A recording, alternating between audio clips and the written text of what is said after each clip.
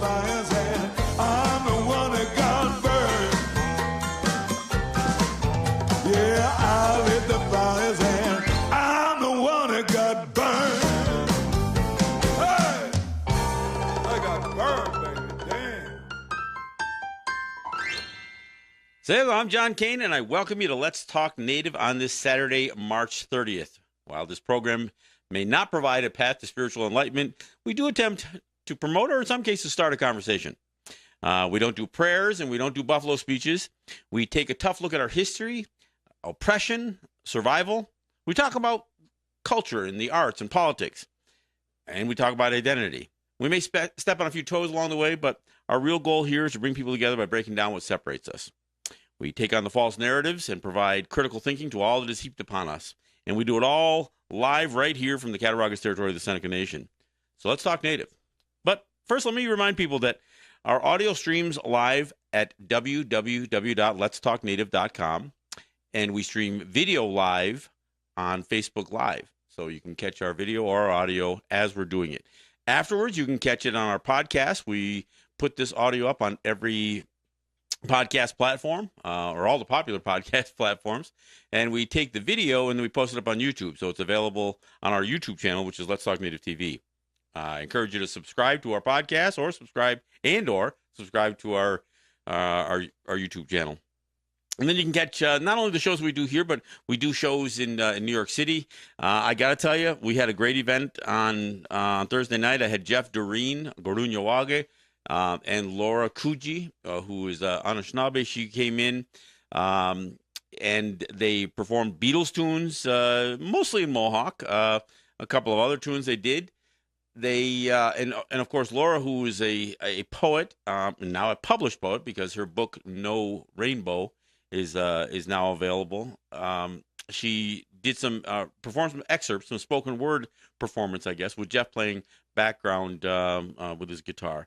They also were on my show in New York, so not only do we have a great show out of the WBAI studios, we also did a great event at the Brooklyn Commons. And I did stream both the show that I do in New York. I stream that each week, and I streamed the event that I did. I don't always stream the events, but we did that night, and so that's all available. It's available on YouTube. It's available on Facebook live stream, so it's all there.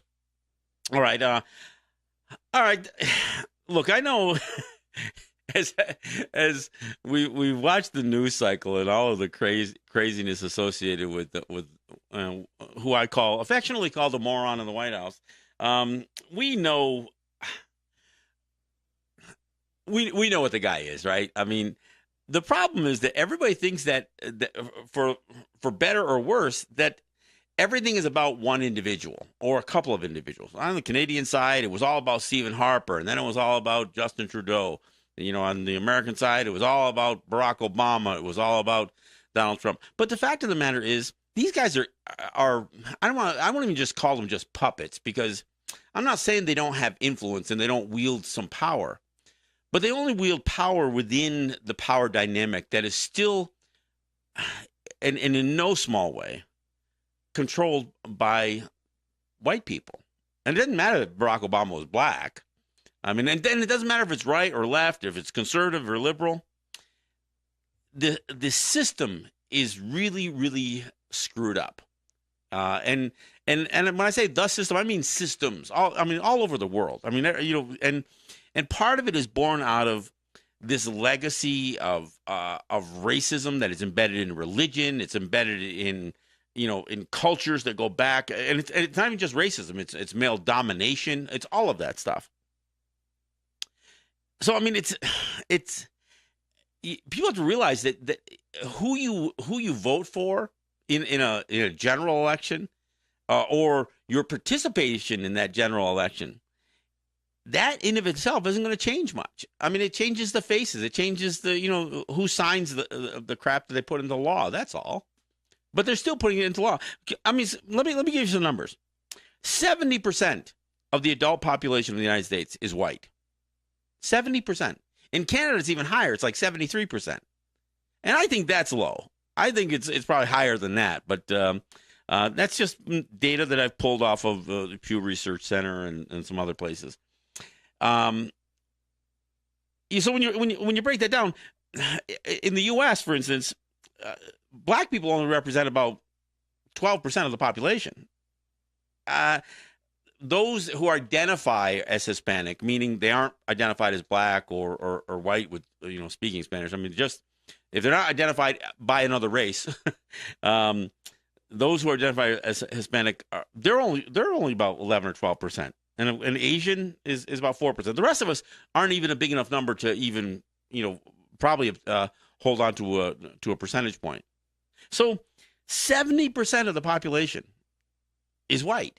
Now, and I'm not saying all 70 that the entire white population is terrible. I'm not saying they're terrible human beings, but when you have that high that high a racial disparity, and look, we could argue about whether race is really a thing or not, but the fact of the matter is people are categorized, and whether it's scientifically factual or not, there's no question that there is such a thing as white privilege. So 70% of the population enjoys some level of white privilege. And now some of them wield it badly. Some of them, haven't figured out how to even use their racial advantage to improve their lives.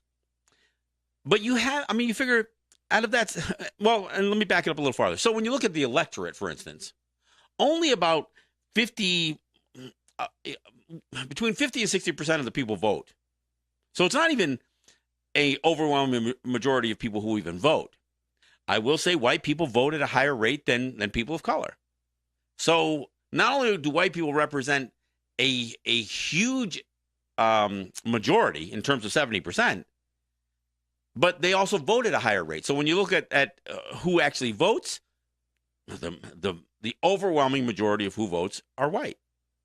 And so it isn't just about voting for the president. It's the senators, it's the congressmen, and then it's how did they get elected?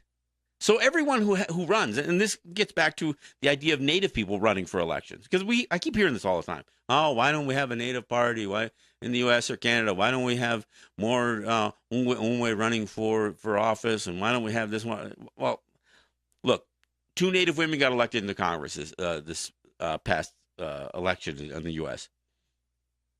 And they got there because white people voted for them. I mean, we represent a very, very, we're the smallest number. I mean, we are the most marginalized people, even though our population was the only population. I mean, we went from being 100% of the population of North America. Now in the U.S., we're 1% or 0.7%. Canada, it's a little higher percentage, but still marginalized in just an absolute huge way. So we don't have the numbers. If we run for office, we've got to get white people to vote for us.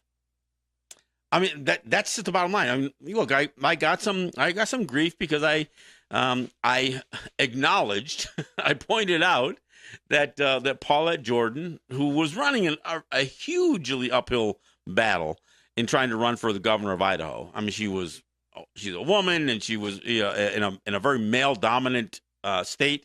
It's the seventh white state, seventh whitest state in the United States. They haven't had a Democrat win the governorship in a quarter century or more. So she already had an uphill battle, and as running as a Native person, yeah, that just complicated things. But look, I couldn't help it. I had to point it out that in like 10 days or a week before the election, she cut off her long dark hair and got some dramatic highlights in her hair. I'm not saying she didn't look good. I'm not saying that at all. But there's no question that she whitened her appearance. And why? Well, it's because she couldn't get elected unless a lot of white people voted for her. Deborah Hallen didn't get elected because she won the majority of the Native vote. She had to have a huge white turnout to elect her, and some of the other groups, Hispanics and others. Same with Sharice Davids. If she didn't have white people vote for her, she wouldn't have got elected. So, and I'll tell you that it's the same thing that goes for other people of color. I mean, if you're black or Latino or Latinx or Asian or whatever else, your demographic, the demographic that you represent racially, is not going to get you elected. Barack Obama didn't get elected because black people came out. I know it's fine. Everybody say, yeah, but we had a larger black turnout. Even with a larger black turnout, you still voted at a percentage lower than white people did. So if you consider what the percentage of the population that's white, even if you're going to say, oh, but only, even if you're going to say less than half of them harbor racist tendencies, that's still far more than the number that we represent, because we're only, as people of color, we collectively, all of us together, we only represent about a third of the U.S. population. And that's if you include, and I'm saying if I include myself in that group. I'm not sure where Native people fit into that whole thing. And here's the thing. Everybody's saying, well, right now the kindergarten classes are now about 50-50. There's only about 50% white kids and about 50% people of color, non-white. So that scares people. That scares white people. White people are scared to death that it's all going to slip away. And what happens if they want payback, reparations? Yeah, that's a topic being discussed in the election this year. It ain't going to happen, but at least it's being discussed. And you know what? That drumbeat of reparations is gonna be pounded on with every tick of the shift in demographics. Because in 2016, white people were over 70% of the electorate. They said by 2012 they were 70%. By 2016 they said they might have dropped down to 69%. They might have lost a percentage point. And the Latino or Latinx or Hispanic population, they went from 11% up to 12%. So the numbers are changing, but it's going to take a lot to knock off 70% of the population. To take 70% of the population down to 50 or 49. And even when they do that, you have to understand that white people, even at 70%, still have a disproportionate reign or control over everything from politicians to CEOs of major corporations, Fortune 500 corporations. They have a disproportionate amount of control over the media industry, over the legal profession, over frankly, even the medical profession, pharmaceutical profession. All of the major industries that people think of professionals. White people are there. And they are there in a disproportionately high number, in spite of the fact that they represent already represent a disproportionately high percentage of the racial breakdown. So I say all this stuff not to be hating on white people. I'm really not. But if you think that this is just about whether Donald Trump or Justin Trudeau is sitting at the helm of these countries, it's much deeper than that. The problems are still, we're still languishing with the effects of racism. And again, racism was so inextricably tied to religion. It was promoted by the Catholic Church. This idea that if you were a non-Christian, a pagan, or if you weren't a member of the Christian nations of Europe, that you were racially inferior. Racism in of itself may not have existed in Europe, although there was still very much class warfare. But once they realized that they can enslave people that would be easily identifiable because of the color of their skin, and they could look at a people and say, no, you're not the same as me, so I can kill you. I can take your stuff. I can subject you to slavery. There's probably a whole lot of poor white people in Europe thinking, phew. Look, we're still indentured servants, but we can still buy our freedom. Those black folks are never going to do that. Those native people that are being enslaved, that's never going to happen. So even after slavery gets abolished in the mid 19th century, the racism and the effects of that slavery and the effects of the genocide that would continue with Native people would continue to plague us and continues to plague us to this day. So if you think that you can just vote somebody in and it's going to make all this stuff right, I'm sorry. There's things that we need to do in within our communities, within our shared experiences. We have to embrace what some of that history was. I talk about this all the time on the show. And we have to have an honest dialogue with as many white people that are willing to listen about what that history is, because they're being massaged too. I mean, make America great again. Come on. I mean, think about what a white slogan that is. I mean, that whole thing is based on suggesting that the people of color have somehow soiled and sullied the United States, so they have to return to a more of a white power time. I mean, I don't know what else that could possibly mean. I mean, and I've talked about this on the show previously about civility. Oh, we need a return to civility. You know what a return to civility means? When you didn't have to listen to people of color. You didn't have to hear a native person or a black person or a Hispanic person. As long as it was just white people talking to each other, even if they had some disagreement, they could do it in a way that was civil, because they didn't have to take on the tough issues. They could take on they could take on some of their economic disparity amongst white people issues, but they didn't have to deal with issues of race. They didn't have to deal with issues that of black men being killed disproportionately higher by police than white people. Native people are even higher than them, but it's a much smaller number because our population is so small. They didn't have to have an uncomfortable conversation about the justice system, the system that favors wealthy people in everything from being released out on bail, people who sometimes will serve, just incredible times in prison or in jails, not even prisons, simply because they couldn't make bail, because that system is biased.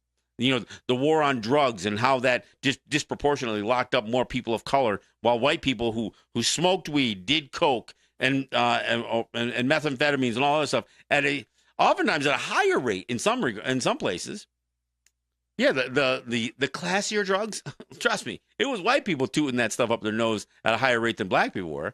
That's what you get a cheaper, more dangerous kind of cocaine out there, and crack cocaine, and you start marketing that in the black communities. Nobody cares how many people are dying of crack cocaine, but when heroin starts taking white lives, all of a sudden, we've got to provide treatment for these people. You weren't concerned about providing treatment to crack addicts. In fact, we still hear that expression, crackhead, and it's the most derogatory. They don't have an expression like that, right? They don't have an expression like that for cocaine. Cokehead, that doesn't even sound as bad as crackhead. And meth and a heroin addict, they don't even have a catchphrase for that. It's because those folks need treatment. And I'm not even saying they don't.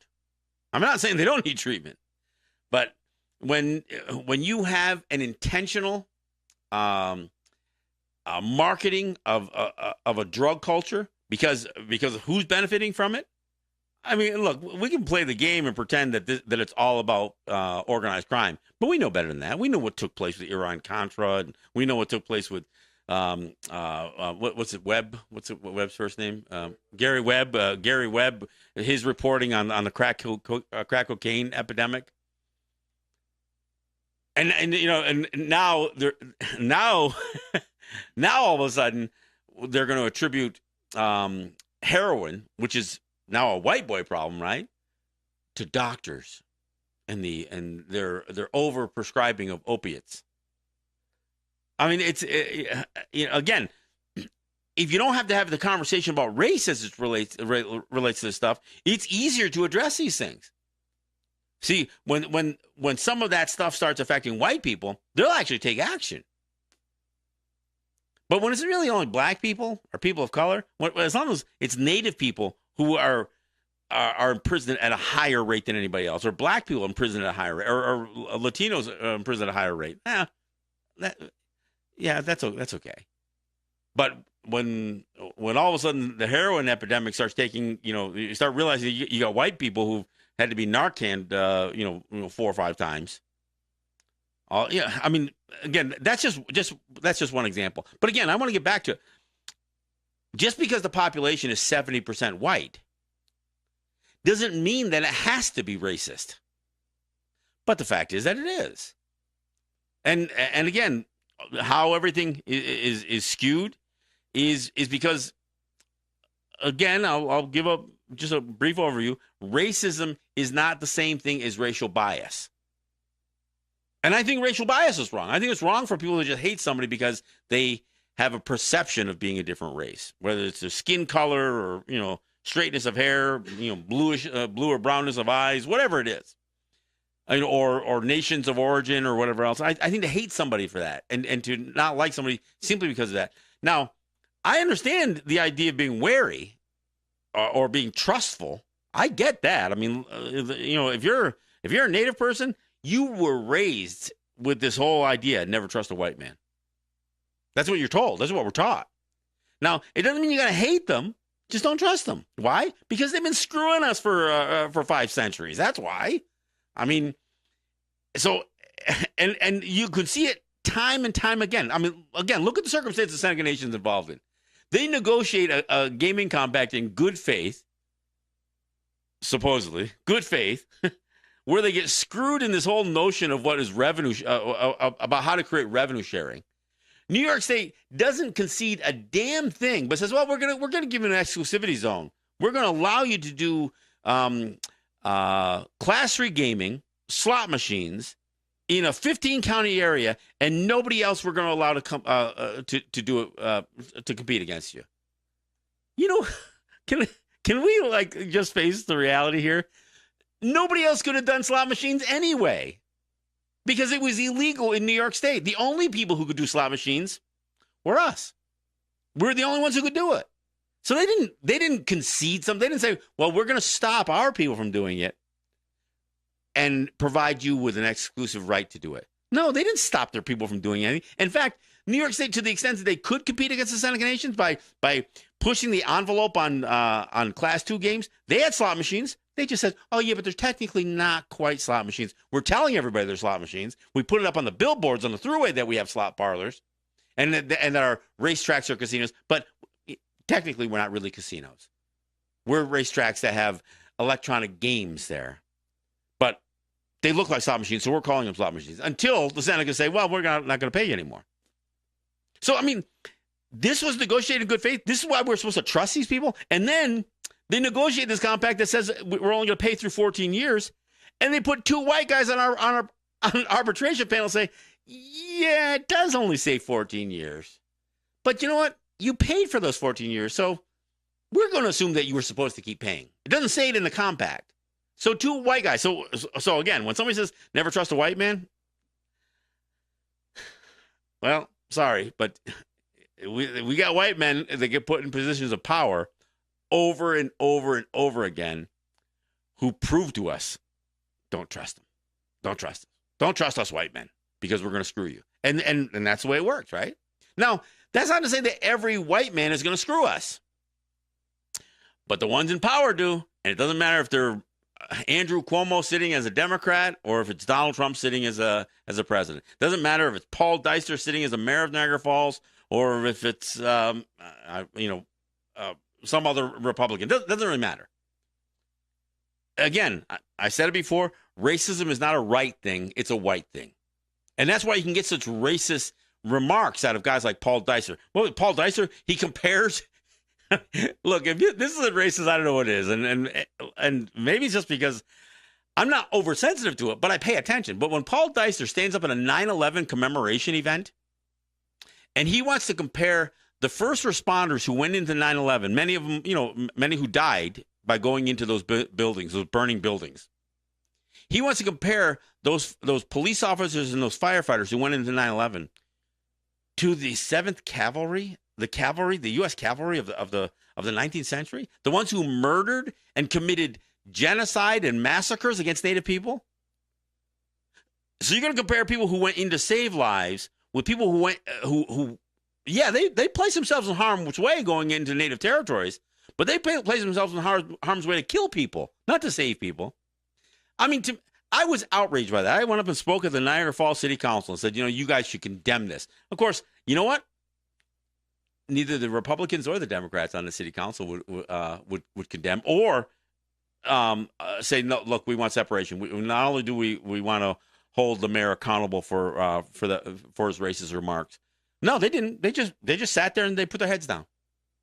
And in fact, because I was taking a few minutes longer than the time they wanted to give me, they wouldn't even let me finish speaking. I mean, that's how racist. And it didn't matter that one of those guys on that council was a black man. He didn't stand up and say, "No, I want to hear him finish." No, they kept quiet. No, I'm gonna be a good boy here. So again, when I hear people say that we need to participate in that flawed system, that system that even when a person of color like a Barack Obama gets to be the president of the United States, he's still going to do racist stuff like to put the Dakota Access Pipeline through. He's still going to lock up people at a high rate. He's still going to deport people at a high rate. He's still going to do all the same thing that the white guy before him and the white guy after him wants to do. Why?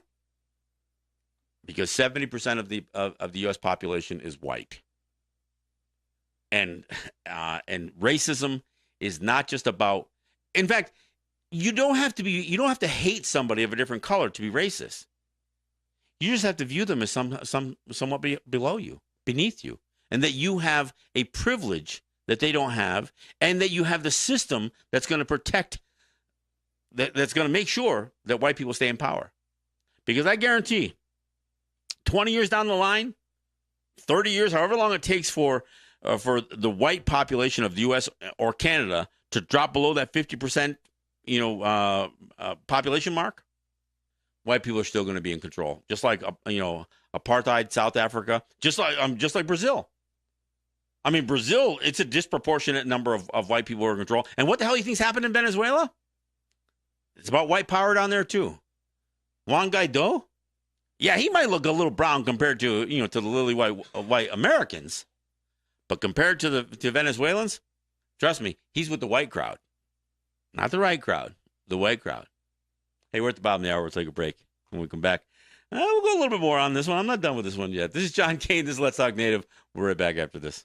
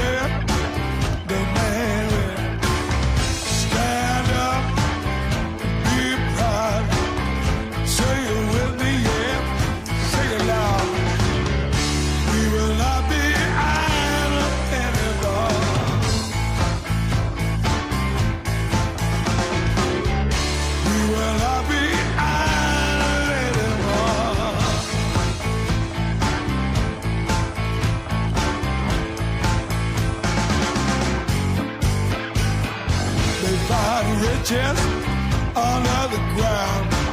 Forget the treaties when money's round. Dig up the bones and rape the land. This is more than we can stand. We will not be idle anymore. We will not be idle anymore.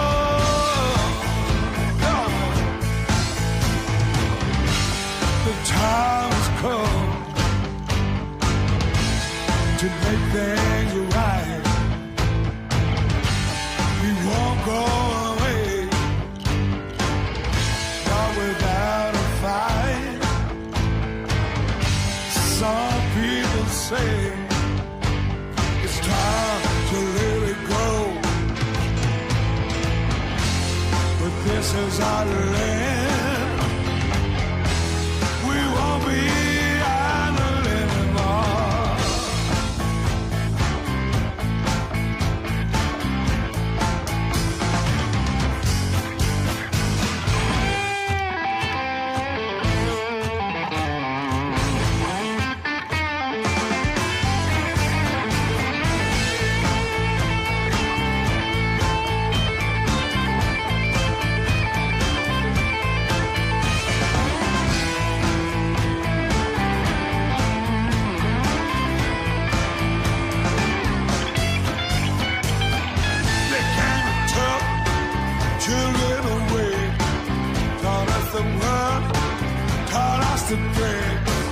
What kind of savior have you been? You say you're sorry, then that's the end. We will not be idle anymore.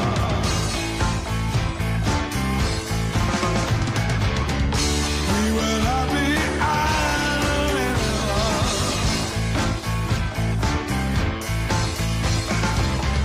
We will not be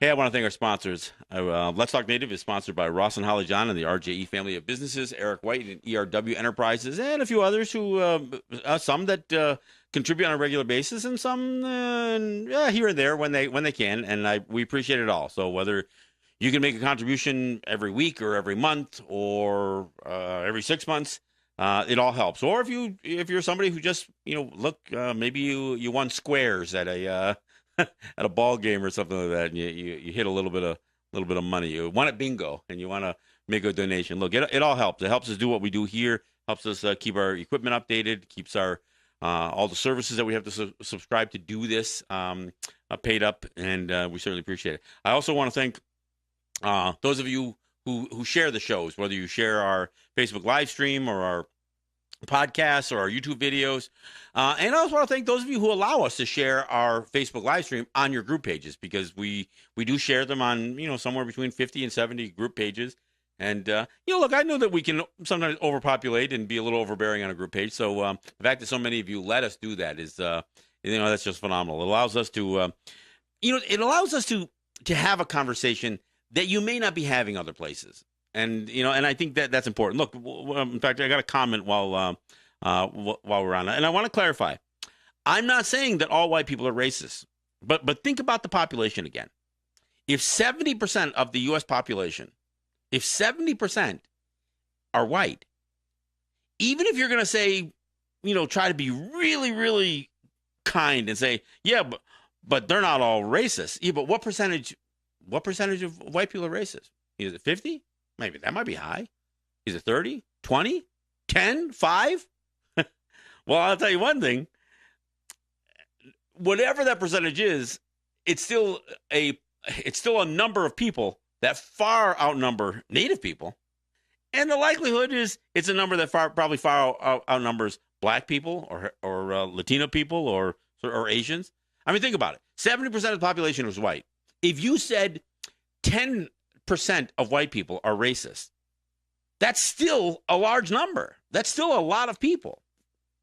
I mean, and look at the situation with the U.S. Presidency, for instance. And look, while I'll say here flat out that the problem with the United States is not Justin Trudeau or is not Donald Trump and Canada Justin Trudeau, I'm not giving them a pass. They are problems, but I'm saying the big picture problem goes well beyond the individuals who get elected. But think about this. Part of the reason that Trump has all of the Republicans lined up with him isn't because they agree with him necessarily, but they're so afraid that if they pull their support for Donald Trump, a guy who is just he's a pervert. I mean, the guy is morally bankrupt, financially bankrupt enough times to screw people left and right. He shows incompetence on every turn, and a level of corruption and immorality that in modern times there used to be there was supposed to be a standard, at least amongst white people. Well, we would never elect somebody that would be like this. I mean, the outrage that people had about Joe McCarthy, somehow when Richard Nixon, goes through. I was just listening to this on the radio the other day. When Richard Nixon comes around and shows his level of corruption, it's like, oh well, maybe that McCarthy wasn't so bad because look how bad Nixon is. And so then when you have a bumbling idiot like George W. Bush come in there, who again isn't articulate enough, can't even carry on have an intelligent conversation, kind of dishes off all of the tough decision making to his vice president. So you got this moron who again can't seem to even have deliver an intelligent speech. All of a sudden Nixon doesn't look so bad.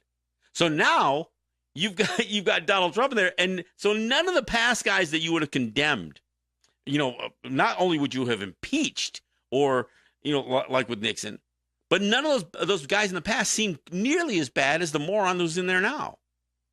But I'll tell you, Republicans won't. They're still going to toe the line with him. Why? Because they know that a segment. I mean, look, 62 million people voted for Donald Trump. 62 million, and most of them are still standing with him. Do you think any Republican running for national office, or even or worse yet, in some of these deeply Republican districts, if they don't toe the line for Donald Trump, not only will Donald Trump throw them under a bus in front of their own electorate, but their own electorate's going to bail on them. There are, or at least enough of them. Because what is the percentage of racists that voted for Donald Trump? Did all 62 million, were they all racist? Well, I won't say all 62 million were racist, but I will tell you this. All 62 million were tolerant of racism.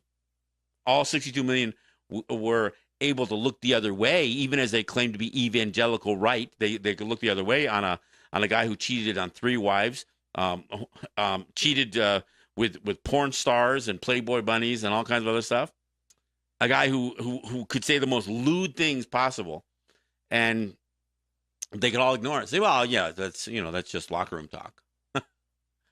So the fact that 62 million people could look the other way on all of this other stuff. Why? Because enough of them will get things that they want, and most of them won't. But just enough of them will. I mean, the Republicans, got a guy who could nominate Supreme Court justices. They got a huge tax break for the rich.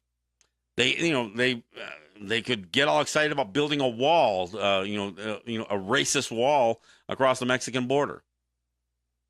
I mean, this is so they kind of get a little bit of what they want. I mean, are white people is the vast majority of white people benefiting from the Donald Trump presidency? Of course not.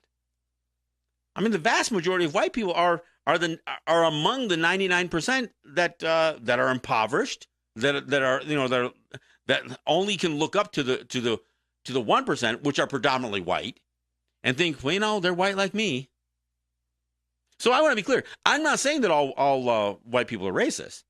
I'm not even really venturing a guess at what percentage of them are racist. But at some level, you at least have to acknowledge that if 62 million people voted for Donald Trump, they had to look the other way on all the racist stuff that he said while he was campaigning. Or they either had to agree with it or they had to tolerate it. So, I don't know, are all 62 million of them racist? A fairly good percentage of them are. I mean, you got to think that at least 50% of the people who voted for Donald Trump are racist. And that's still 30 million people, folks. So if you're a Native person and you're looking at your numbers and you realize that you represent less than 1% of the U.S. population, you realize how outnumbered we are with racism. And not just racist white people. Because you know what? There are people who who will stand with some of those people when it comes to Native issues. I mean, look, I saw plenty of black people willing to, support mascot issues when it came to folks like the Washington football team. I've seen people of color who've taken strong positions. In fact, I've seen Native people, because here's the thing. There's a fair percentage of Native people who got sucked into that election, and a fair number of them voted for Donald Trump too. So they vote against their own interests, even when we're such a marginalized people. So, I wanted to bring this stuff up because, look, everybody expected that this Mueller report was going to be the silver bullet that would take down Donald Trump. Like that was going to fix anything? I remind you that they got, pasty white boy as the vice president who was going to step in if Trump got removed. But, even that didn't matter. Because you still have the majority of the Senate and still a large group of, although they no longer are the majority in the House, of white people, Republicans, same thing, for the most part, that are going to continue with the same policy. They're going to deny climate change. They are so worried about making money that they don't care at what cost it comes. And you know what? There's a fair number of Democrats that are the same way. I mean, Hillary Clinton referred to these pipelines that we fight against as federal infrastructure projects. The Dakota Access Pipeline that came in under the Obama administration. On the Canadian side, some of the racism that Justin Trudeau demonstrates is even worse than what Stephen Harper demonstrated. Yeah. So the liberal is more racist than the conservative? Well, yeah. And and what's worse is he does it with a smile and everybody thinks, oh, he's so charming, that kind of thing. I mean, so this pretty boy gets elected after Stephen Harper, the dopey doughboy, and they think, well, everything's better now? Did they forget who Justin Trudeau's father was and the racist crap that this guy used to spew when he was the prime minister? Yeah, that's the way it works, right? It's like this legacy in leadership. It's like people are talking about Michelle Obama running for president because Barack Obama, wasn't enough. That's why you have to have, George W. Bush run after George Herbert Walker Bush. I mean, you look at this whole notion. You had Hillary Clinton who had to run because her husband was the president. Because apparently, with 300 million people in the country, you got to recycle the same ones over and over again. Because in spite of the fact that there's 300 million people in the United States, it's only the 1% that really have power. Everybody else, it doesn't matter. There are plenty of disenfranchised white people too. But you know what? They're still white people. So some of them, in fact, this is the crazy part. The white people who are doing the poorest economically support the white people who are doing the best. So if you look at places like Alabama and Mississippi, places where you have very impoverished white people, they're Republicans. They support tax breaks to the rich. They support, the very things, the whole idea of gutting Medicare and Social Security and all of that stuff. No, they're all down with that. Because they still think it's other people who are going to be impacted by it. Oh, yeah, we're going to fix those black people. We're going to take away their food stamps. Oh, that's right. I get food stamps too. No, I mean, that's the whole disconnect that people have. But at the same time, I mean, look at the difference between how the Bundys were treated when they took up arms against the United States compared to how people got treated just trying to stop a pipeline from contaminating their waterways in Standing Rock and other places. Look, the problem is that we still have a huge racist problem in the U.S. and Canada. And as Native people, we are on the shortest stick. We have the shortest end of the stick. Our population numbers are so small and such a small percentage of the overall population. We are not a people who can have any power in that system. So what? So look, I'm saying all this stuff. It sounds terrible, right? Look, that's my point in all this stuff is that we still can assert and need to assert our presence where we live. Look, I mean, it's part of my criticism with the Seneca Nation over this fight with New York State, for instance. There's a group, I mean, or a segment of Seneca people who just think they have to pay the state because they don't have any choices. Look, I did a show on it last week, and I talked about how the fact is that in 30 years of the Indian Gaming Regulatory Act, there's still no definitive answer, and there certainly should be, as to what happens if the state government says, you know what, I don't want to do a compact with these guys anymore. I'm just going to shut them down. What, do they have the power to do that? You can't even get a straight answer. Lawyers, out the yin yang, and they can't get an answer out of them. The Interior Department, which is supposed to be the agency or the department that's charged with enforcing the Indian Gaming Regulatory Act, no, they won't. They don't touch it. So, do we stand up? I mean, does the Seneca Nation say no? Hell no.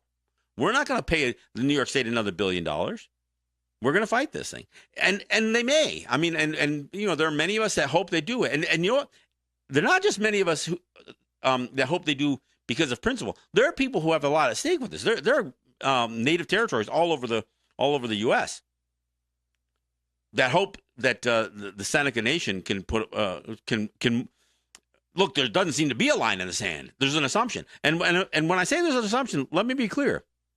In 2013, when the Senecas had withheld $600 million from the state of New York because they had casinos and slot machines within their exclusivity zone, and when they withheld that, they could have ended the revenue sharing agreement then. And you know why? Because the revenue sharing was supposed to be based on an exclusivity that didn't exist. It just didn't exist. So, but here was the problem. In 2023, they were looking 3 years down the road, and they said, "Look, 3 years down the road, if New York State doesn't renew the compact, we'll be done." What do you mean you'll be done? You think that the state can vindictively end your gaming operation because you want severability on a worthless exclusivity zone that you're paying $1.5 billion for? But no, all 16 counselors and the president of the Seneca Nation in 2013 said, well, we had to make an agreement. We had to make an agreement to ensure the state would renew the compact in 2016. That's extortion, folks. That's fear. Now, there seems to be a different sentiment this go around. But there might be that sentiment there. But this is the world that we live in. We live in a world where we won't step up and defend what's ours. Forget about changing their system. I don't want to run for their offices. I don't need a native president of the United States or a native prime minister of Canada, because by the time somebody has reached that level, that he's theirs. And I say he because it would be a he. He's theirs. He's not ours anymore. They're going to fight for truth, justice in the American or Canadian way. Do you think they're going to fight for native, for our return to a free and independent existence? We didn't need the Indian Gaming Regulatory Act to do gaming. They did that to us. That was imposed on us, and we didn't fight it then. So even when we think we can enter into gaming and make millions or billions of dollars that should afford us some level of independence, we're still being squeezed. We're still being squeezed by a Democrat sitting in the governor's mansion saying, no, you got to pay us. You got to pay us. And in fact, we expect another $1 billion through 2023.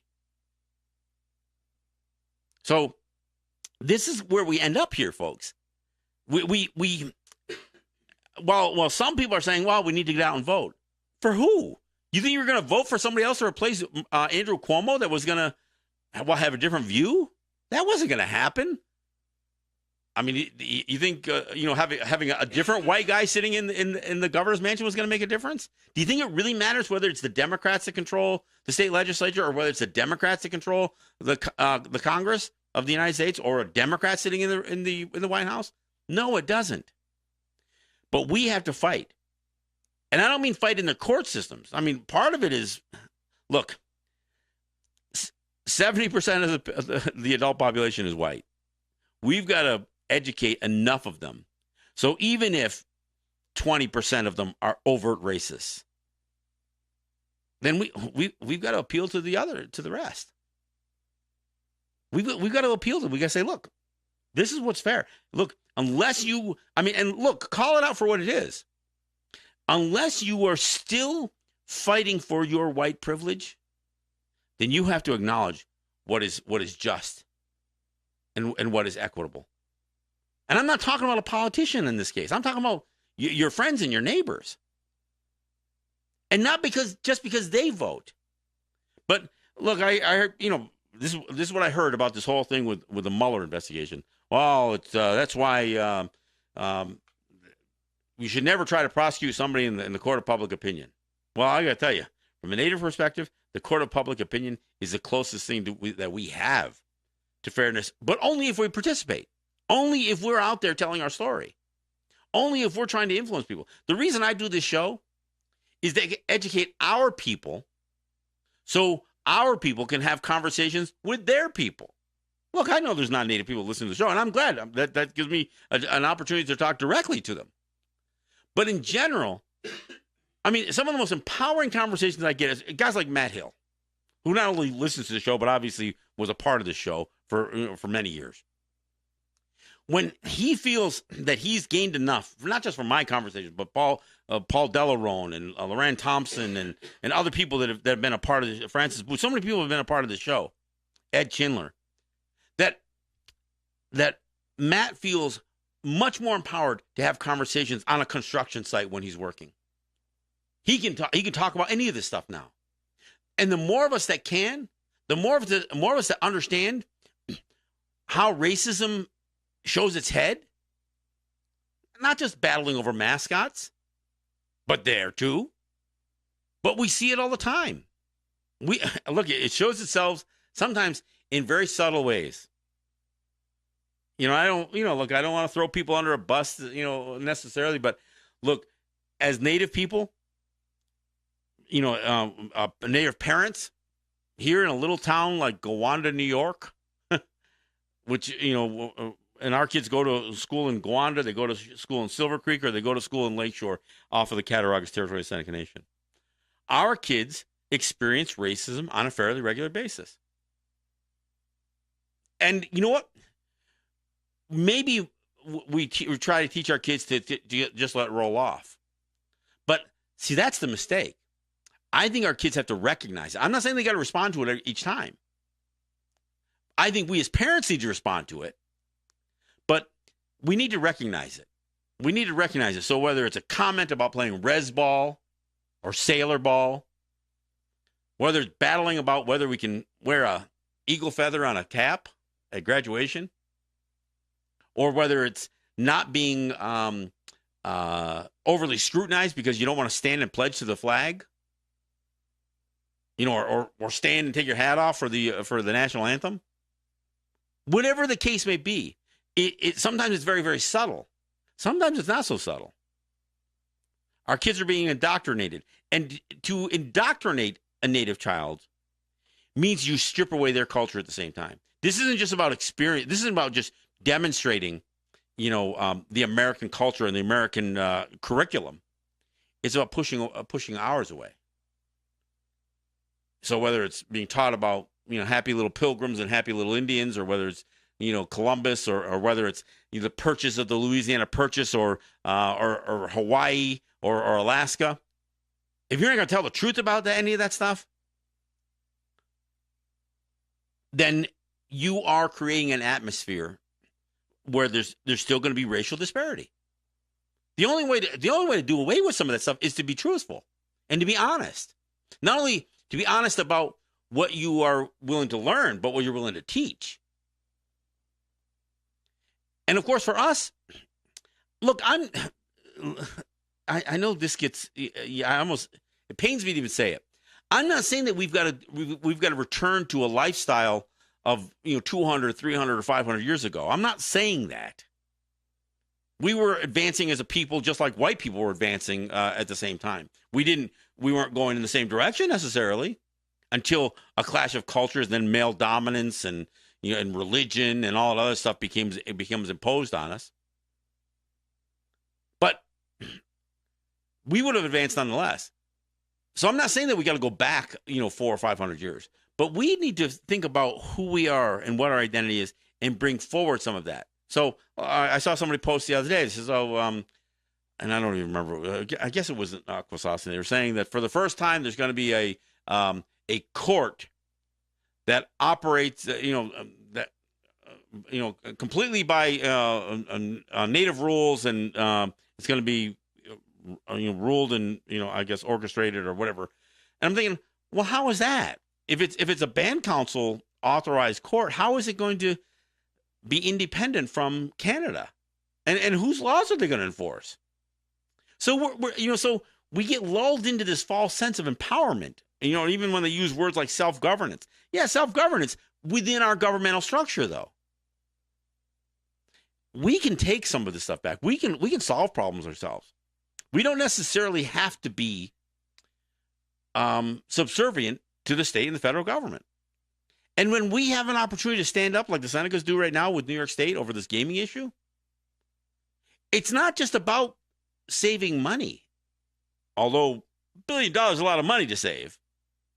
It's about doing the right thing and not being submissive. Because you know what? If you are submissive now, you are kicking the can for your kids to either have to be submissive to, or you're kicking the can that so they're going to have to fight it.